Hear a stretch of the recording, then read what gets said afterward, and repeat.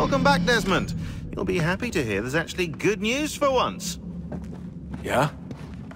I've managed to locate a power source, and it's relatively close by. Up for a trip to Manhattan? Is it safe to leave? Abstergo's gotta be looking for us. Obviously it's not safe. Can't exactly sit around here hoping to get lucky, though, can we? We need that power source. Besides, I'm sure you can cook up some way to hide our movements. Maybe. The Templars have access to all kinds of satellites and camera systems. We'll need to find a way to mask our digital signature. I can probably camouflage the van, too. But there's not much I can do for us. That's an easy one.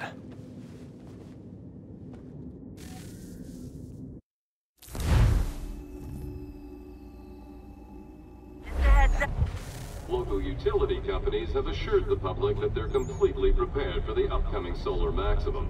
Disruptions to service are expected to be minimal. If only they knew. What's this? A remote-operated camera. It'll provide us with a feed while you're on mission. This will let us talk to each other. We're almost there, so listen up. The artifact is in an office penthouse in Lower Manhattan. At this time of night, direct infiltration is going to get you noticed. I think we're better off having you drop in from above. What do you mean, above?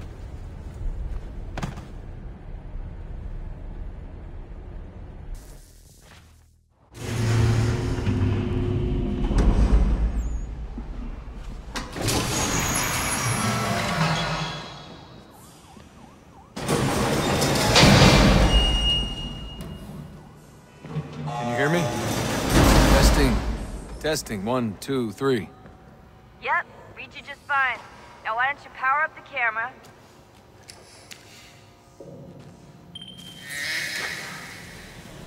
I've got pictures. Running diagnostics. Perfect. I've got a nice, strong signal.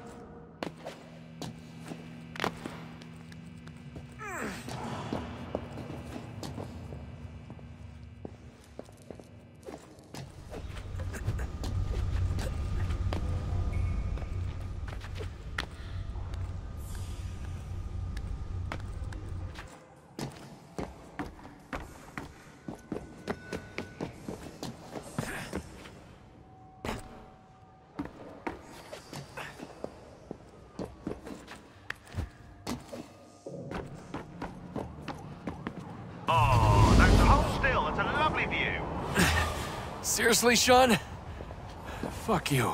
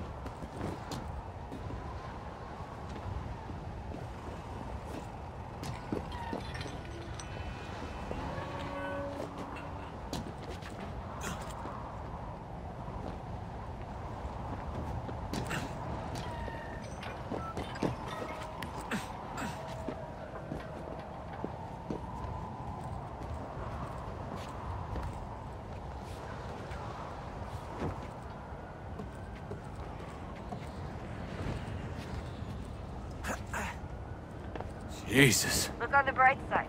No security to worry about.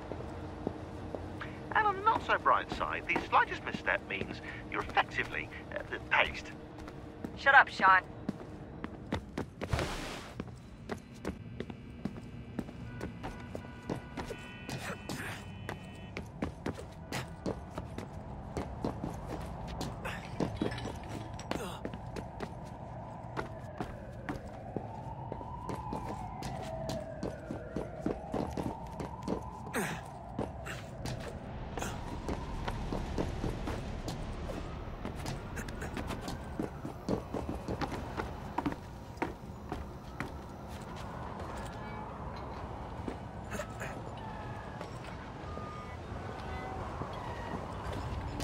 Almost there, Desmond.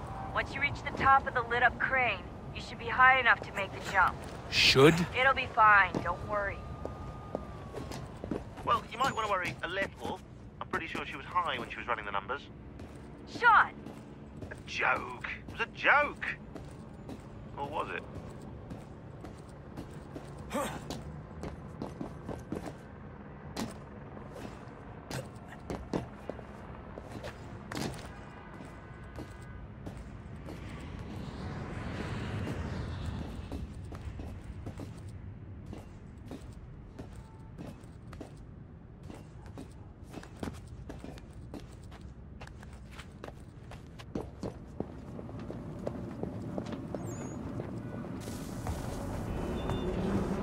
Jump when you're ready, but wait for my signal to open the chute. Timing's really important here. Too soon or too late, and you'll miss the building.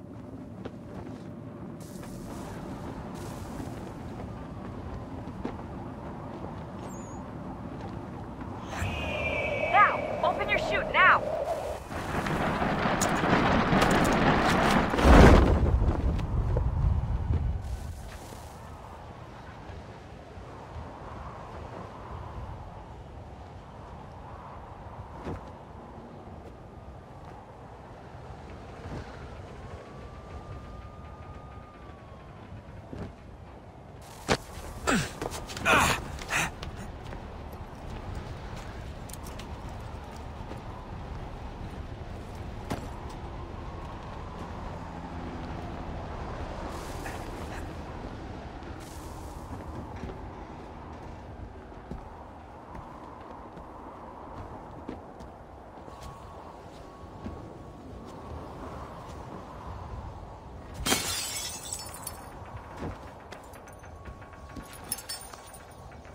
That wasn't so bad. So, you must be Desmond. Not exactly what I expected, but I guess your kind doesn't have many options these days. Who are you? Ask your father.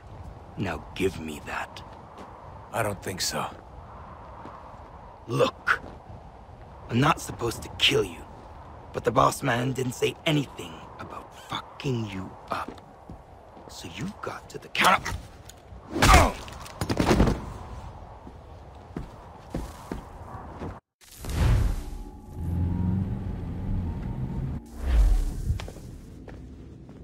So who the hell is Daniel Cross? Believe it or not, he used to be an assassin.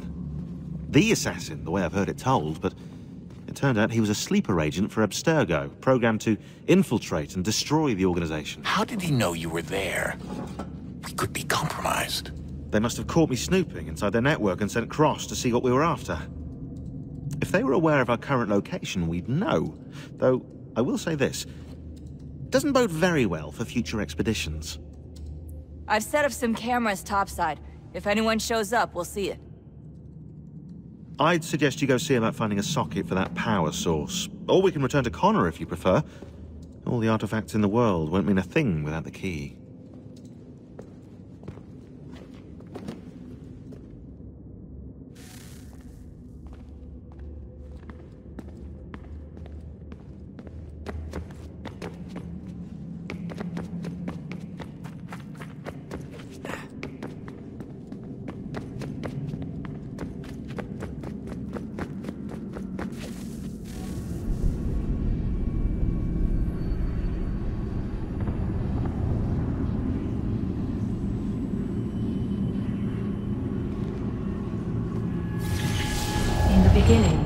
When we thought we could be saved, we sought to face the sun's wrath and contain it. 4 towers would be built to pull her fury into this place and dispel it.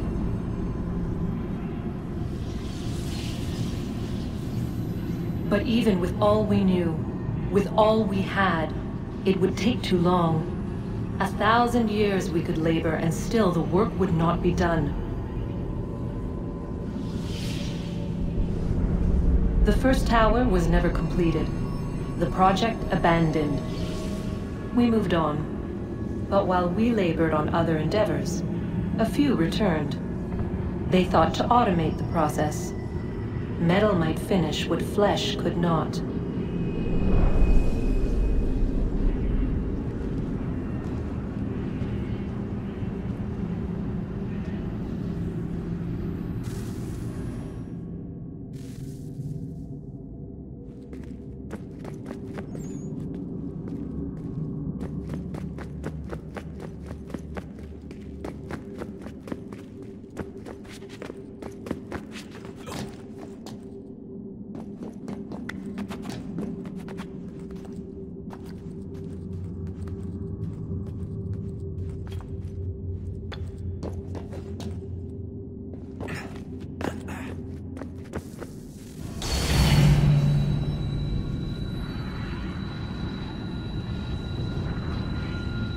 if we could not meet the sun's cruel embrace, perhaps we might rebuke it. Already we could generate the fields to protect us in times of strife. But these were small and simple things. To replicate them on a scale the size of a world, we lack the energy to make it so. Half the world, they said then. It is better than none at all. We tried. Again, we failed. A quarter, they asked. Even this we could not do. A sixth, an eighth, a tenth, they cried. The answer was still the same. Perhaps in time a city might be spared. But it was time we did not have. So we moved on.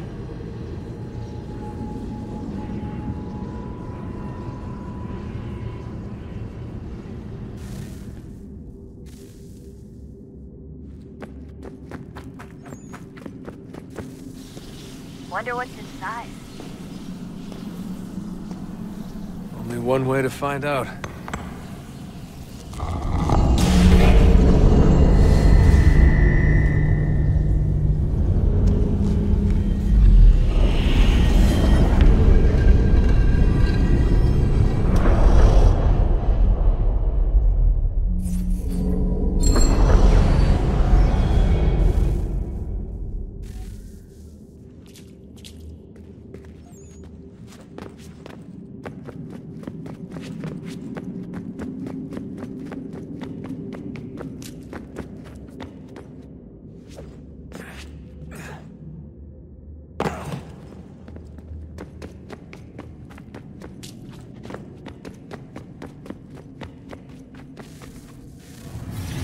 What is a fact?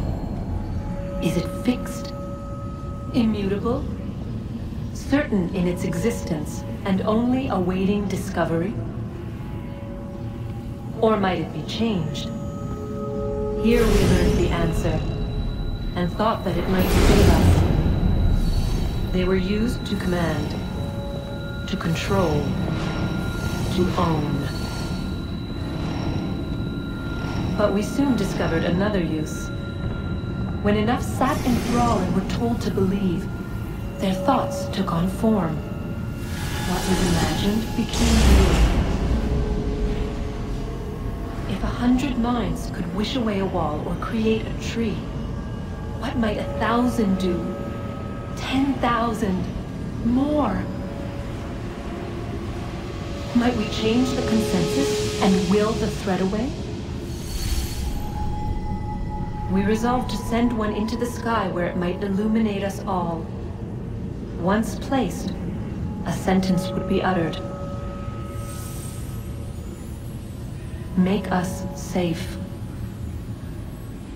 In this way, we would change the consensus. We would save the world. But it never came to be. We sent a dozen of them skyward, but there was no way to maintain control, to direct the beam, to enthrall the world, to speak the words. Though this was strange and dangerous, what we tried next was worse.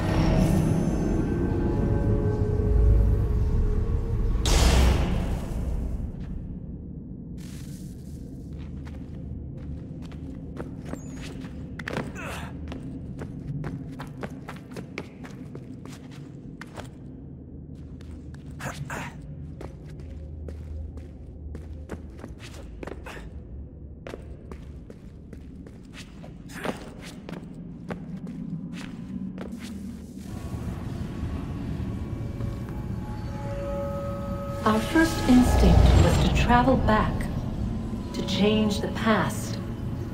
But we could not find a way. But forward, we could look forward. And so here we sought to see beyond ourselves, and know what was to come. First we watched to learn if our work would succeed. But the answer was always the same. so we moved on to other things. But she remained. The one you call Minerva. In time, she too stopped looking, and instead began to speak. She called out across time, in the hopes that you might be saved. She hid messages where none might find them, save for you and those within this place. Fascinating. I'm tired of it. The cryptic warnings, the threats. Just tell us what you want! But they are. We saw the Nephilim there. We seemed like grasshoppers in our own eyes, and we looked the same to them. Imagine trying to explain all this to a 2-year-old, to a grasshopper. When they said the will of the gods was unknowable, they meant it. Literally. I killed her, you know. I killed Lucy. It was the apple, son. It was JUNO. I saw what she was. What would happen if I let her live?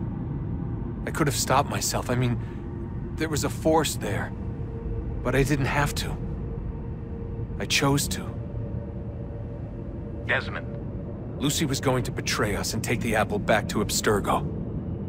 I saw the satellite launched. I saw them turn it on, and then... it failed. Whatever's on the other side of that door, it benefits JUNO. We need to be careful.